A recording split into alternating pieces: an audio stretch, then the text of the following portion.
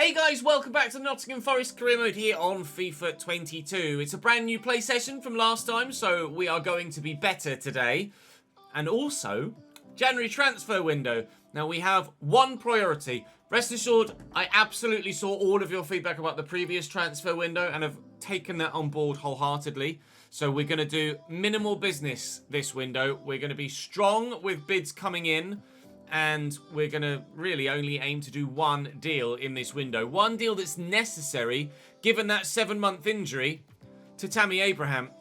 I need a marquee striker to help lead us back up the table towards the Champions League spots. Kali Muendo is not that man. I have currently about £50 million to spend. But with Kali Muendo to either use as part of the deal or sell as well, we have the opportunity to bring in a new striker that could well be a marquee signing in their own right. And then obviously, provided we hopefully get European football, the plan would be to rotate them and Tammy quite heavily. So I have a number of options here on the shortlist, some of which have recently moved, but I wanted to show you that I've looked at a number of different players. So we have Cody Gakpo, not first team at Leipzig, but expensive at 70 to 90 million. But crucially, not first team at Leipzig.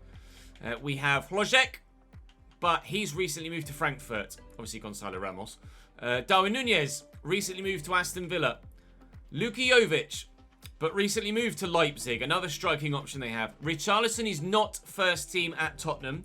They're still playing a 31-year-old 89-rated Harry Kane, understandably. So Richarlison is definitely an option. Timo Werner just moved to Atleti, not an option. Alexander Isak is the first-team striker at Leipzig, but they've just brought in the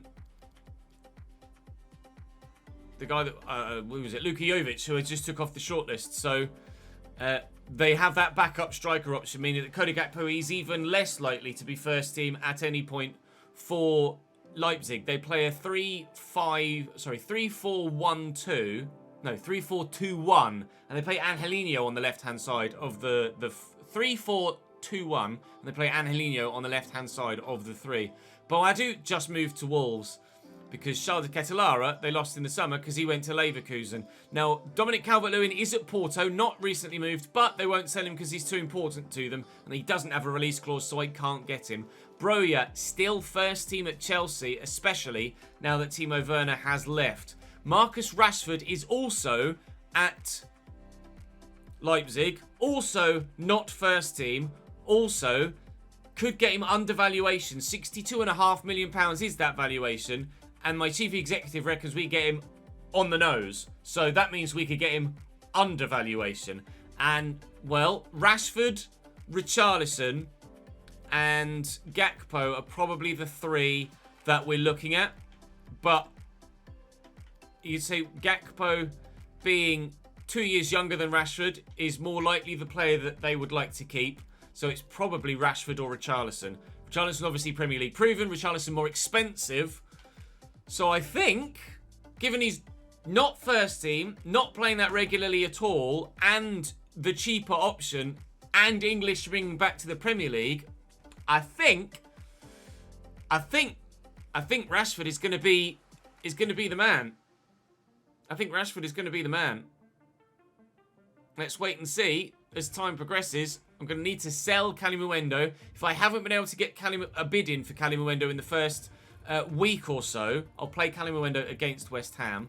If I haven't been able to get a bid in the first week, I'll look to use him in a deal for Rashford. And from there, we will then look to make a deal from there, perhaps with him involved. If we can't, then obviously Hudson-Odoi's grown again now, 87 rated. Board progress.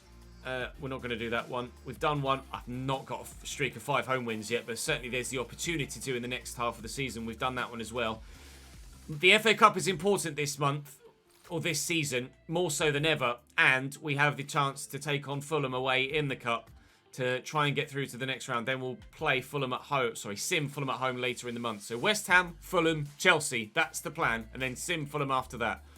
And we'll wait and see what happens in the transfer market. It's up in the air, but despite our form, we're still 11th, but still not that far away from the top 4. We could lessen that gap to 7 points should we win against 9th placed West Ham. So we're very much still in the European fight, and provided we can put together the run of form that we had at the start of the season and the run of form we had at the end of last season, and avoid that mid-season wobble that we had last year and have potentially started this year, we should be okay. We'll start with West Ham, we'll go and get a result, and then we'll take it one day, one transfer, one game at a time. Areola in goal for West Ham, Kufel, Duarte, Godfrey and Enrique. Sergi Roberto alongside still a very high-rated Declan Rice. Lucas Acuna on the right, Emil Smith-Rowe at 86 on the left, Ben Rama at cam, and Maxi Gomez, the man through the middle. On the bench, they've some options, but nothing really of any real note, so it's kind of a starting 11, not much else for West Ham, whereas we have a starting 11 and some half-decent options off the bench as well.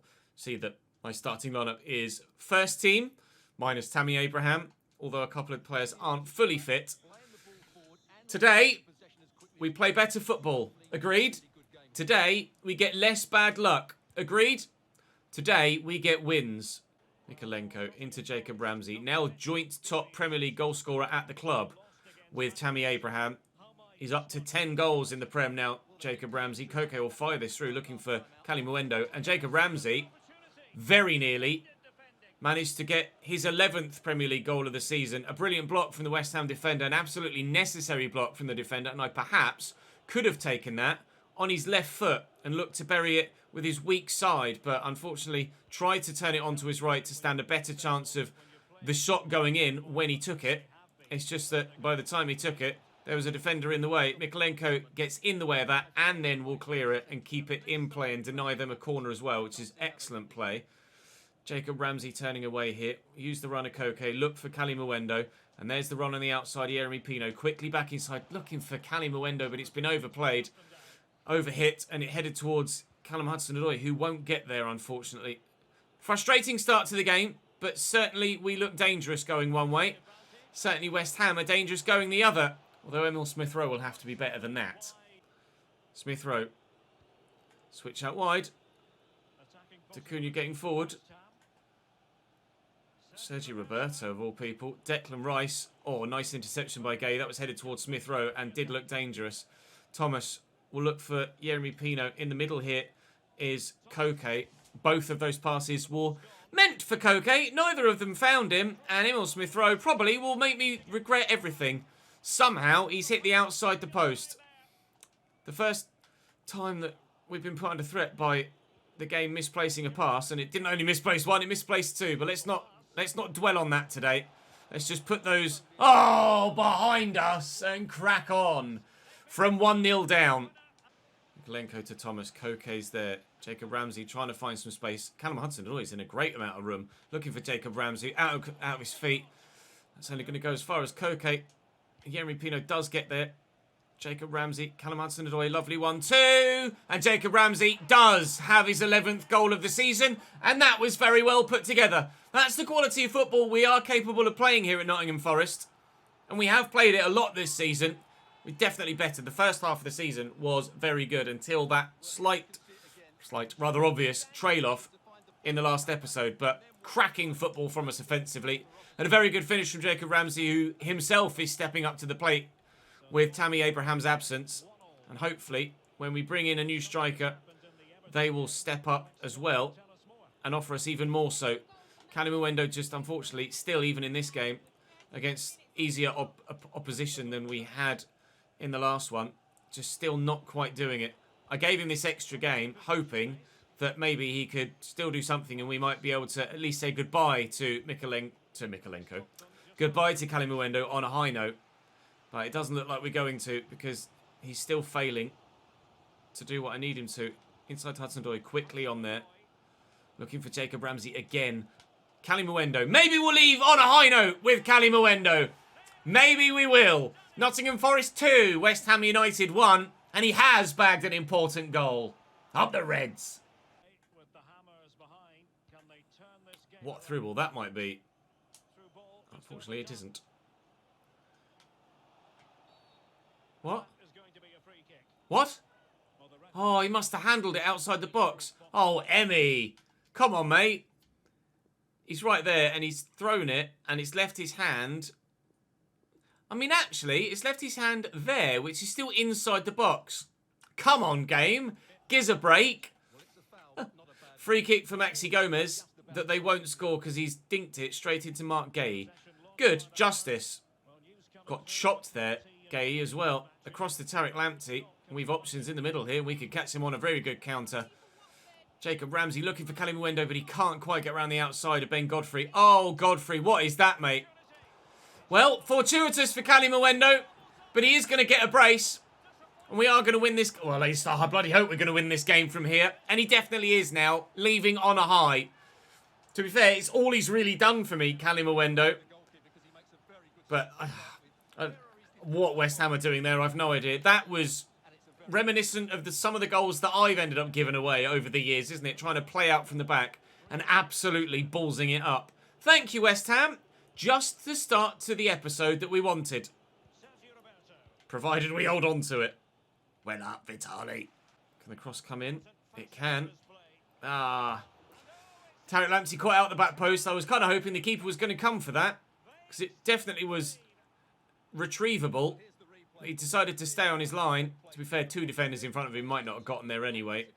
3-2 in the 62nd minute. Certainly, we're going to have to firm up defensively now. Let's not throw this away, shall we? Callum Hudson-Odoi. I'll lift this, looking for Kalimuendo. We'll knock it down to Partey. We're back to Arno. Oh, Declan Rice is so good. Oh, it's overhit by Smith Rowe, but they're going to get away with that as well. Declan Rice with a ping. It's a lovely ball. And, well, nice attempt to try and drill that across there. Would have been a wonderful pass had it come off. Jacob Ramsey is actually in a little bit of space here through that gap. And then Yeremy Pino's got even more space out here. Remember, dart inside with his first touch. And the defender was able to stick with me, unfortunately. Jacob Ramsey, Koke, Kalimuendo, hat-trick! Yep. He's leaving on the highest of highs. 3 of the best. He's made them pay. 4-2 the result. 3 points the gain. Up the Reds. I still don't think, even though it's absolutely typical that he scored a hat-trick here in this game, I definitely don't think he's the man to stick with moving forward. I think it might well have been false hope for him. I think if we'd maybe decided to keep him on the basis of this fixture, I think we probably would have made a grave mistake. But I'm glad that he's put in a performance worthy of hopefully putting him very much in the shop window so that somebody else wants to bloody well buy him. At least we're not the only side to get battered by Manchester City in this save. 5-0 against Everton there. We only lost by 2, but last season, of course, it was a rather large 6. We got battered by Leicester a couple of episodes ago as well by 5. But everybody was on point today. Frustrating first goal to give away, but it is what it is. We still got the victory and by a decent margin as well. 4 goals in the back of the net in that one. Now, if we don't get a bid for Kalimuendo over the next week, we will look to use him in another deal. Mikolenko's now up to 85 rated and growing very nicely at left back. Particularly pleased with Vitali. He's been very, very good indeed. If I don't get a bid before the Fulham game, then we'll look to get something done on the day. And then whoever it is that comes in, well, Rashford probably, then they can play the game against Fulham. We're away from home. It's not going to be easy. Still no bids for Kalimuendo and still no bids for Kalimuendo. So let's have a look at Marcus Rashford. Can we pick him up for Kalimuendo plus some money? I'll approach to buy. I don't think I quite have enough to be able to afford him as is. Throw Kalimuendo in there. And if you'll take Kalimuendo plus 20 million, that would be banging. Please be interested in Kalimuendo. They aren't interested in Kalimuendo whatsoever. So I don't think I'm going to have enough to get this done. As is, we're going to need the sale of Kalimuendo to be able to afford Marcus Rashford. So I'm going to have to end negotiations, unfortunately, but we've done it early enough that we'll be able to negotiate again before the end of the window. So Kalimuendo has another go of things. Fulham away. Gazaniga in goal for Fulham. Kenny Teta at right back. Yannick Vestergaard. Joachim Matias at centre-back alongside him with Joe Bryan. Sheikh Doucouré. Thomas Belmonte. Bobby de Cordova-Reid. Neeskens Cabano. Harry Wilson. And Pablo Moreno. perhaps not a surprise to see Fulham at the bottom of the table in the state that they're in. Last time we looked, they had, was it 6 points or 9 points? I think it may even have been as low as 6. That was at the end of the last episode, I think. So, Fulham in trouble in this save. And very nearly in trouble right at the very beginning of this FA Cup game as well. But perhaps the Cup will give them the freedom to play without the stresses of the league, and they'll actually put in a decent performance. Sometimes that happens in real life, and certainly it's a lower rated side against my higher rated team, so I fully expect them to play like prime Barcelona. And we'll see what we can do in this one. I've made a couple of changes, but none that really weaken us. This is a great move put together. Neeskens Cabana's in the box in a dangerous position. Tarek Lamptey trying to marshal him well, and he's forced him backwards. Joe Bryan, though, gets forward again. I told you they play like prime Barcelona. There's a pass and a half. Emi Martinez makes the save, thankfully. Changes for me include Popescu, Mongala, and Niakate. Other than that, we're as we were in the last one. Corner to come in from Harry Wilson on the far side. He's going to win that header, isn't he? No, Nunez gets up well. Mateus! Oh. Unai Nunez is so good at getting in the way of shots. Really impressed with him. Didn't really know of him, to be completely honest, prior to signing him in this save from Everton. Although, obviously, in real life, he doesn't play for Everton. But I'm glad you guys brought him up, because he's been very, very, very good for me. Jacob Ramsey. Oh, I tried to switch that, but Doucouré's in the way nicely. And now we're in trouble again going the other way. Quite an entertaining, open, free-flowing start to this game. Oh! That very nearly ends in Fulham taking the lead. Brilliant stop by Emi Martinez. That was very accurately hit towards the bottom corner. Can we get to that, please, Callum? Well done. Hopefully this time we've cleared it and it won't come back towards goal. Nice ball. Oh, brilliantly weighted pass. And Popescu's in here. Popescu! I tried to catch the keeper out and go for the near post. Gazaniga not to be caught out. Neeskens Cabana with the delivery. Niakate's up. Oh, Matthias wins the ball. Can Callum Hudson-Odoi win that? He can, but he can't head it to a teammate. 0-0 after 20 minutes. Both sides look dangerous going forward. Neither have scored yet, though. We know damned well, if I fail in the FA Cup, my manager rating is going to take a massive, massive hit. So we can't afford to fail in the FA Cup. I need to at least reach the semi-finals here. Nice ball through. Why the defender committed to a slide tackle, I've no idea. Just knock that inside there to Kalimuendo. And there's the extra pass. And it's Jacob Ramsey because, of course, it's Jacob Ramsey. 1-0 Forest. Nice ball into Cabana. He's gone for a shot from there. Pablo Moreno. I don't think his teammates would be too happy at that. Not when it was opening up for them. Speaking of it opening up, Kalimuendo's in behind. And he's on his own, so he's going to have to go solo. And he couldn't even get the ball under control to have the shot. Case in point as to why I'm looking to get rid of... Oh, what a turn by Hudson-Odoi. Case in point as to why I'm looking to get rid of Kalimuendo, and I don't think he's the man to lead us forward. He might have got that hat-trick, but he's still not great. But we're 1-0 up at half-time. Any shocks? Everton 1-0 up? No. Sunderland Derby? Not really much of a shock. Walsall-Brighton. Walsall holding Brighton is a decent result for them. Bolton holding Chelsea at half-time as well. A lot of draws at half-time. A lot of draws. Leicester beating Huddersfield, Swansea beating Birmingham, Burton Albion holding Manchester United. I'll be intrigued to see what happens in a number of those games. Plymouth 1-0 up against Crystal Palace at Selhurst Park. Barrow holding Aston Villa. Let's see what else we've got. Forest Green holding Wolves. There's some decent shock potential, banana skin potential in the FA Cup in just the third round. That's why we love this competition. Trying to avoid, not necessarily a banana skin, because it is an all Premier League tie, but Fulham not even close to on our level, are they? Oh, why would you play it that far ahead of him? Oh, never mind. Hopefully we can avoid any potential, it's not necessarily a banana skin, but any potential mini upset here. And fingers crossed, we will get the result we need to get ourselves through to the fourth round of the FA Cup. Win that. Well up, Mongala. Ramsey eventually gets it under control. Looks like Luca Hernandez is on his way to Chelsea. Strengthening at the back. They do need it. They were having to play a 77 rated Levi Colwill at centre-back because he was the only other highest rated centre-back they had for them to play in their 5-back. Obviously, he might be lower rated Levi Colwill, but it didn't stop him scoring the last minute winner against me, did it? No. I might like payback against Chelsea for that later in the episode if we can get it, but certainly they'll be stronger at the back now than they were. Harry Wilson going to pick himself up a yellow card for this, or is he just going to tell him off? I think it might just be a telling off. Yeah, referee. Stop it! Don't do that again, Harry! Let's see what we can do in this second half then. Come on, let's get ourselves a second goal and just put it beyond any reasonable doubt. But if Thomas Partey could pass the football, then that would be a good start, wouldn't it? Well in near Partey. Right, can Partey pass the football this time? Yes, Calimuendo. You know Callum Hudson-Odoi is arriving, but Calimuendo can't pass it either. Okay! Nunes out to Tarek Lamptey. Callum Hudson-Odoi will make the run, but Jacob Ramsey's positioning is good.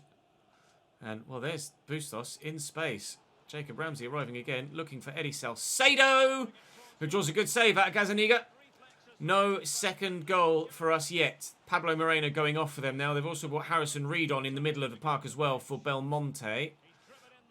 Not a bad header from Bustos, that. Rate that. Decent attempt. No goal, though. Good stop by Gazzaniga again. Eddie Salcedo's up. It has gone goalwards, but tame again. 10 to go here. Still very much in control of this tie. Bobby De Cordova-Reid. Inside to Corey. Bobby De Cordova-Reid again. Thomas Partey in the way. Excellent work from Thomas. Around the corner there nicely to Salcedo, who'll time this to Hudson-Odoi, who thankfully is onside this time. Drill it into the middle. Oh! Octavian can't keep it down. Did come at him at quite a pace and a bit higher than perhaps I anticipated it being driven. He wasn't far away. They're making a change, but as you can see from the clock in the top left, 1-0 Forest, and that's all we're going to need. A 1-goal scoreline. Ref, you can blow your half-time or full-time whistle. There we go. Now, let's see, actually, were there any shocks in there? Because there were potentially some banana skins in there at half-time, as we saw. I don't think we'll bother with the post-match press conference. So, Everton win, Sunderland win, Brighton turned it around. Well, that didn't really give me time to have a look at those. I am genuinely curious, though. So, let's have a quick look at the FA Cup results from the third round and see if there was anything in there. Liverpool beat Watford in the end. Bolton held Chelsea and take them to a replay at Stamford Bridge. Well done in that regard. Let's have a look. Brentford beat Sheffield Wednesday. No surprise there. Forest. Oh, we're Forest.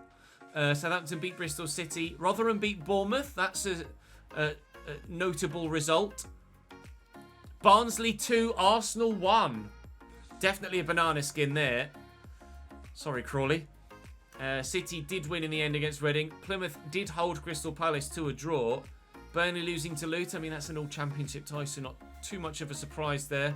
Barrow 3, Aston Villa 1. Another banana skin. That's huge. Absolutely massive. And Accrington play MK Dons in the final game, which is why the next round hasn't yet been drawn. The win against West Ham has seen us rise up to 10th in the table. And continually, we pray for bids for Calimuendo. Interest in Alexander Isak. Inter have gone in for him. That's going to make Leipzig perhaps less likely to sell Rashford. Although Cody Gakpo's getting more football than Marcus Rashford. So still, with Rashford being third or fourth choice, evidently they obviously bought in Luka Jovic. So maybe they bought Jovic in because they knew they were going to try and cash in on Alexander Isak. I'm not sure. Either way, they evidently don't value... I thought for a minute. No, a bid for Niakate. Go away. Someone bid for Calimuendo. I can't seem to get rid of him. And if I can't, then I'm in a bit of trouble. Yes, Chelsea! Thank you very much indeed.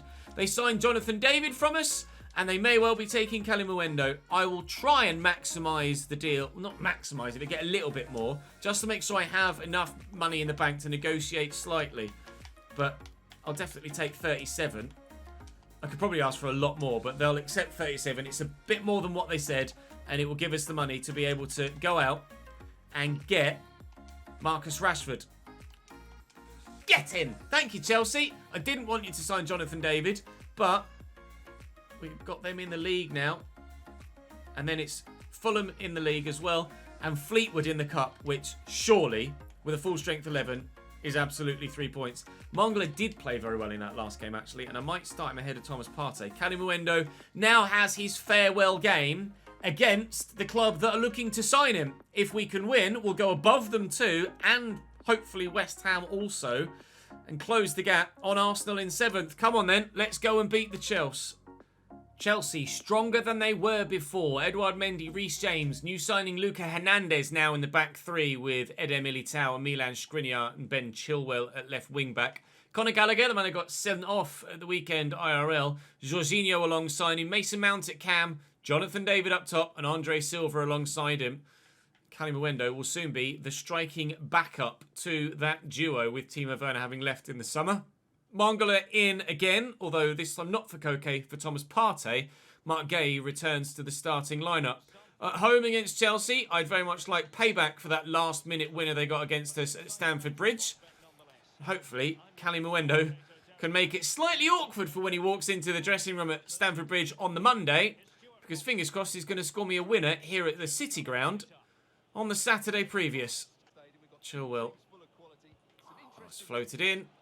Oh, what a save from Emi Martinez. I'm surprised Mykolenko lost the physical encounter because he's not bad in the end, Mykolenko. You see Jonathan David just gets there ahead of him. Defender running across with his hand. Well, thankfully the keeper had his hand up as well. Emi Martinez with a remarkable save from such close range. David De Gea did something similar IRL at the weekend. Although he was able to push it back out. And on this occasion, it went round the corner. Or round the post for a corner. But we did enough. And I'm not going to rush things against Chelsea. I'll be quite happy with a point here, although rather obviously. 3 points are the aim in every game we play. And with it being at home for that 5-game win streak that the board want, would be nice to get all 3 points here into Koke. Mangala's there short. Cali Mwendo, Jacob Ramsey. Out to Hudson-Odoi. Back to Jacob Ramsey. Skriniar intercepts really well indeed. Oh, and Mangala nearly does exactly the same. Chilwell into Silva and Mason Mount. They do build very, very well, Chelsea. Here's Conor Gallagher. Player that I'm looking forward to using on FIFA 23 at Chelsea. Yeah! Emi Martinez gets there first. Of course, we announced the early plans for FIFA 23 in a recent video a couple of days ago. So do check that video if you missed it to know exactly what's coming at the beginning of the new season. Jonathan David from behind. It's not going to be a red card here. He's just going to do that. Stop it! Just as we saw against Harry Wilson as well. Unai Nunez, he's not going to score from there. Yeremy Pino. Hudson-Odoi? Callum Hudson-Odoi could have scored from there, but it's well blocked by the defender. We're very much in this against Chelsea. Mykolenko. Out to Yeremy Pino. It's a good bit of movement from Mangala. Jacob Ramsey in space. Here's Koke. I'll lift it, and Hudson-Odoi's in behind, and we'll loft it back into the middle. And, oh, it's going to fall for me. Oh, what a challenge. What a challenge from Jorginho. We were surely going to make that 1-0 there if he doesn't make that block. It's crazy. I really genuinely thought we were in there. Oh, and Luca Hernandez gets away with it, nearly making a very costly error on debut against me here. It's not good enough for Mangala trying to get that round the corner. I tried to make up for it by sliding in and getting a block on that, and I couldn't. Can Mykolenko get into this? No, Reece James doing very well. He's in the box here, stands it up. I've got nobody really to close Jonathan David down, but Emi makes the save at his near post. Both sides dangerous here. Either could win it. We went 1-0 down against Chelsea last time, obviously. Oh my God, we very nearly did again. But we pulled it back to 1-1, and I was particularly pissed with the manner of their winning goal with the last touch of it. Trying to stop Jorginho finding a way in. Oh, Andre Silva, it's a brilliant first touch. But used an arm as he brought it down, and we'll get the ball back in Forest feet. 0-0 at the break, but this is definitely a game that could go either way. Jorginho driven to Andre Silva. That was brilliantly done. Jonathan David. He's not got the option out wide, so he's going to have to go back central. Conor Gallagher gets it to him, but we've won it back. Yeremy Pino inside there to Mangala. Pino's gone again, in fact, and he's in behind Reece James here. Touch is good. Cross, even better. What a goal. What a goal. Cali Mwendo picked out beautifully with the cross from Yeremy Pino. Guys, turn your crosses onto manual. They are so much more accurate. I've gotten so many more goals from crosses since I changed them onto manual. Perfect ball. To be fair, I probably should have done the apology celebration, shouldn't I? Because he is about to sign for Chelsea. And we said he might make it awkward heading into the training ground on Monday morning. Normally I jinx myself in the negative. Unfortunately here, it seems I may well have jinxed Chelsea in my favour Cali Mwendo gives us a 1-0 lead here. And it looks like we might, maybe, be getting victory against the Blues. Would be a massive result as well. Strong challenge there in the midfield. David into Andre Silva. Through the gap there to Mason Mount. Swept out wide to Ben Chilwell. Cross could come in. It hasn't yet. Nice tackle though. Hudson-Odoi inside to Jacob Ramsey. Hudson-Odoi again. Aye, haha. Jorginho, I couldn't quite get there.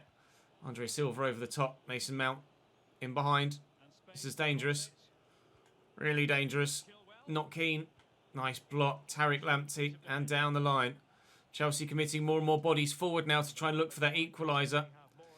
It's going to leave them more and more vulnerable at the back. Mangala with the ball over the top to Yeremy Pino, who's got a wonderful assist. Can he get himself a goal too? No. Again. Oh, so very nearly a second goal for Nottingham Forest to seal the victory. Yeremy Pino desperately unlucky to see that come back off the post. Excellent run. Brilliant attempt. No luck in front of goal. It's that game management time again, isn't it? Just keep the ball away from them. Keep it moving. Make sure that you don't gift them possession. And we should be able to see out a really important victory for us here at home. It would be huge if we can see this through. And I think, given the amount of time that's left, we will. We might even, if we're lucky, get a second. I was going to push that to Koke. Come on, ref. Do me a favour. Big win. Big win. 1-0 at home against Chelsea. Payback for the defeat at Stamford Bridge, where we absolutely deserved a point. We had to rely on our goalkeeper to make a couple of important saves, but certainly good value for that victory. Liverpool win 4-0 at Goodison Park in the Merseyside derby, which is painful for those in blue. But they weren't the only side in red to beat a team in blue today, as we got the victory here against Chelsea, and that will put us up the table, I think. Always about hard work, and we have been really grinding to get the results today, but they've gone our way. And hopefully we can continue that run of form as we push forward into the next week. We've got Fulham to come. Let's get Cali Mwendo out, maybe. Some scout reports come back with some other fringe players. Cali Mwendo sold. Fabio Silva is absolutely not good enough. And I had no idea who this guy is. He looks not bad, actually. Could be one for another save, but we have the finances now. It's time, and I need to before the next game, because I currently only have Bustos as a go-to striker. Time to bring in Marcus Rashford. We're going to approach to buy again, and we'll offer now a decent fee. I'll offer underneath to begin with. They might want 62.5. They want 59. Consider it done. Marcus Rashford will come in. He's on 120 grand a week, so I think he might be. He might come in as my highest earner here. Absolutely crucial role, of course. We'll double check actually, but I think he may well be our highest earner. No real interest in anyone that isn't near Karte either, outside of this particular deal. It's willing to take a bit of a pay cut as well, albeit not much. £110,000 a week, ladies and gentlemen. We have a new striker at the club. And I don't quite have enough to bring in Braganza, but certainly I may well look to bring Braganza in next season. Bustos back to the bench, and Marcus comes in. And he is going to be useful moving forward as well, because he can play on either side. I could probably get something decent out of him at Cam as well. He's a utilitarian player. Next season he probably starts ahead of Yeremy Pino, to be honest, on the left. But for the time being, he's up top. And if I put him as a left forward, then he'll get maximum boosts as well. So, can he score on debut against bottom of the table, Fulham? We just beat them in the FA Cup. We win now. And Yeremy Pino letting me know that he's still absolutely up for that first team spot. We get a 2-0 win against Fulham. Absolutely thrilled with that. Fleetwood away in the FA Cup. That should be a winnable game. Everton come in for Jacob Ramsey, but we're not selling, particularly to Everton. Now, it's perhaps a bit of a risk here to sim this game against Fleetwood, but with the side as strong as it is, surely Surely that team beats Fleetwood in an FA Cup sim. I don't care if it's away from home. We should be winning this, and comfortably so. And do. Jacob Ramsey with a brace. Jeremy Pino too. We're through to the next round of the FA Cup, into the 5th round, which is, I believe, the round of 16, actually. A bid for Omar Richards from Leverkusen, which we will reject. We're going to need Omar Richards next year continually as we push forward into, hopefully, European football. Look at that now with the league table. It's been tight all told, all season, apart from the top 2 that are having a title fight all on their own. But for the European fight, nobody's really put in a great run of form. You can see the gulf between the top 2 and the rest. Arsenal, Spurs, Leicester, United, Everton, ourselves, Chelsea, West Ham, all within 6 points of each other. We are 3 points off 5th and 4 points off 3rd. Champions League fight back on the table, very much so, and with Marcus Rashford spearheading the attack for the remainder of the season before Tammy Abraham comes back. And we really have some first team dilemmas on our hand, but there's certainly great dilemmas to have. Not having to choose between Sam Surridge and Lewis Grabban anymore, am I? Having to choose between an 86 rated Tammy Abraham and an 86 rated Marcus Rashford. Very pleased. Right, deadline day. Riddler Baku to Manchester United from Wolfsburg is the biggest deal of the window thus far at 82.3 million. Pau Torres to Manchester City for 79 is the second. And then Matteo Guendouzi for 77.1 to Newcastle is the 3rd biggest deal thus far in the transfer window. So whilst 80 odd million is a big fee, it's not spectacular in size, is it? But especially in a January window where fees tend to be slightly more inflated as a number of sides try and not necessarily panic buy, but certainly they're looking at bids or looking at having to pay over the odds to get players out of other teams midway through a season. I'm going to be rejecting bids for everyone. We are challenging this year, and we are not going to be letting anyone else go. Rest assured, feedback taken on board from the summer transfer window, which was, as I admitted at the time, a bit more hectic than I initially hoped or planned it was going to be. But I think that might last a long time as the most hectic transfer window we ever have. Interest from Monaco in Houssem Aouar, £29 million. Is that it? Is that all Inter would want for Houssem Aouar? 29 million. There must be a player involved in that as well. There must be. I have to take everybody else off my shortlist now, won't I? Braganza I want to still potentially bring in. Eze could be an option also, actually. So we'll keep him on the shortlist because he looks... In fact, no. I won't have Eze because I could look to sign him in a save next year on FIFA 23, couldn't I? So transfer deadline day ends and I'll show you who's done what then in this window. Arsenal, John Stones, Davide Calabria and Zubamendi in, with Tomiyasu and Hector Bellerin going out. Tejera and Mbenge in at Villa on loan or freeze. Lusumi, Perez and Foyler in at Brighton with Emerson going out. Minimal business there. Burnley not doing much. Marmouche and Meluso in. Chelsea, Luca Hernandez, Cali Muendo and Lindelöf as well. They've signed another centre-back, which they needed. Broja has left. And they definitely needed that centre-back because they've let Skriniar go as well on deadline day. Or in the lead-up to it. Conor Gallagher also leaving. Ander Kappa and Shaparenko in at Everton. Penetra in on a free at Fulham. Koza, Henderson and Target in at Leeds with Rocker leaving. Is that Dean Henderson? I certainly hope not. Lopez in at Leicester. Liverpool, it's Jordan Henderson that's left. Ramsey and Asensio out. Rudiger in and Dybala too. Liverpool strengthening the window. City do too with Pau Torres. Riddler Baku in at Manchester United. Guendouzi, Soria and Oliveira in at Newcastle with Matt Target going out. Joe Willock to Norwich, which is a surprise. Rashford in. Calimuendo out. A tiny transfer window for us. Estupiñán in at left back. We did look at him, didn't we, earlier in the window, but we signed Mikolenko instead, and I'm pleased we did. Quaresma in as well. Liss and Orban out. Pogba in at Tottenham with Danny Carvajal out.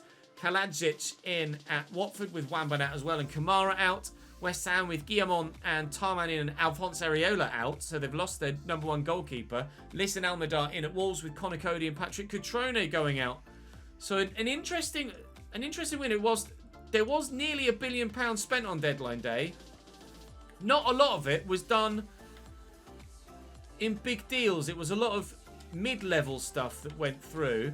We'll show you the biggest deals all told from that window, but they're all going to be dwarfed by everything that happened in the summer, aren't they? So let's have a look. Well, to be fair, look, Kulusevski and Camavinga went through in between windows. So that's where two big deals went through outside of the summer window. Then Riddler Baku there. And then it's Pau Torres and Guendouzi. Isak was 75.6. He went to Inter. Conor Gallagher went to Leipzig for 74.9. Anything else in here from January? Wimmer to Dortmund. 83 rated right mid. £66 million is a hefty fee for just an 83 rated player. John Stones, 62 million for 86 at centre back. So yeah, perhaps Dortmund have overplayed there for Wimmer, although at 23 years of age, there's certainly some potential there. Pogba at 86, still very good. At Tottenham now for 62 million. Rudiger to Liverpool at 87. More brilliant deals done by Premier League sides in this window. Marcus Rashford to us, of course. Skriniar went to Real Madrid to replace Rudiger, you'd imagine. And Dybala in. We thought about having a look at him in January.